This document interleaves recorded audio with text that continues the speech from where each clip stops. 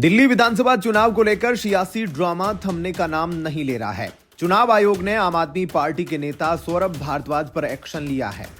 पड़ताल में पाया गया कि ग्रेटर कैलाश से आप उम्मीदवार सौरभ भारद्वाज ने भी अपना अस्थायी चुनाव दफ्तर चिराग दिल्ली स्थित पोलिंग बूथ के सामने खोल रखा है। एबीपी न्यूज की खबर पर चुनाव आयोग का बड़ा एक्शन लिया गया है।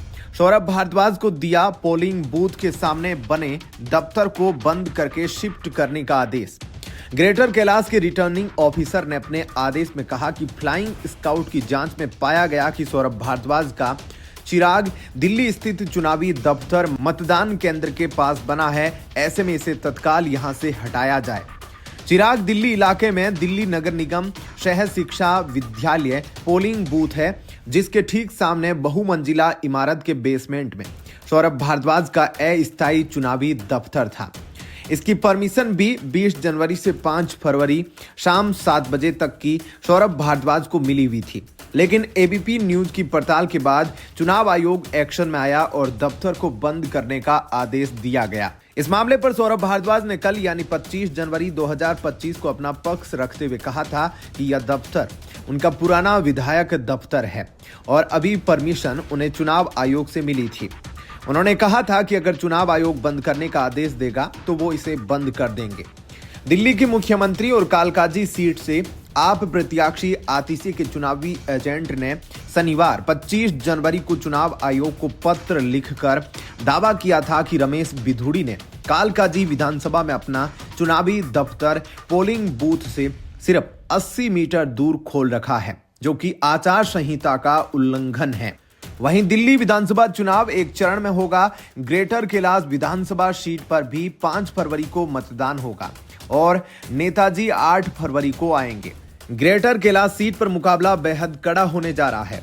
यहां आम आदमी पार्टी, भारतीय जनता पार्टी और कांग्रेस के बीच त्रिकोणीय मुकाबला है। ग्रेटर कैलाश हाई प्रोफाइल विधानसभा सीट है।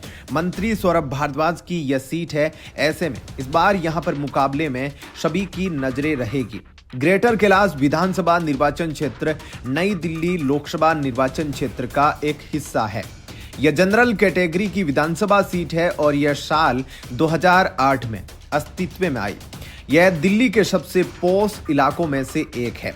इस क्षेत्र में जातीय वोट बैंक की बजाय मुद्दों पर वोट दिया जाता है। यहाँ पंजाबी, बंगाली और वैश्य समुदाय बहुसंख्यक है। इस क्षेत्र में कई कंपनियों के शोरूम के अलावा बड़े बड़े बिजनेस सेंटर, शॉपिंग मॉल्स और शैक्षिक संस्थान आते हैं।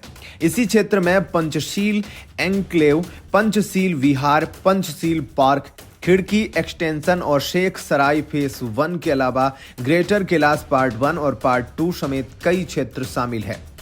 2020 के चुनाव के दौरान इस सीट पर कुल 1,80,653 वोटर्स थे, जिसमें से 60% यानी 1,08,548 वोटर्स ने वोट डाले थे।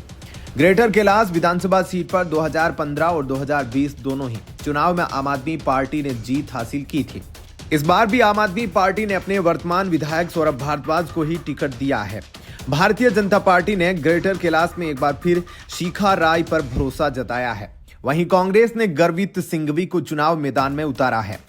ग्रेटर कैलाश विधानसभा सीट पर साल 2020 के चुनाव में आम आदमी पार्टी के प्रत्याशी सौरभ भारद्वाज ने जीत हासिल की थी। इस सीट पर 7 प्रत्याशियों ने दावेदारी पेश की थी, लेकिन मुख्य मुकाबला सौरभ भारद्वाज और बीजेपी की शिखा राय के बीच था। सौरभ भारद्वाज ने 16,809 मतों के अंतर से जीत हासिल की थी। सौरभ भारद्वाज के खाते में 60,372 वोट आए थे, जबकि शिखा राय को 43,563 वोट मिले थे। कांग्रेस को महज 3,339 वोट ही मिले थे और नोटा चौथे स्थान पर रहा था। क्या कुछ कहना है आपका इस खबर पर? कमेंट सेक्शन में अपनी राय जरूर बताएं और वीडियो को लाइक शेयर जरूर कीजिएगा। बने रहिए लाइव टीवी न्यूज के साथ। धन्यवाद। जय हिंद।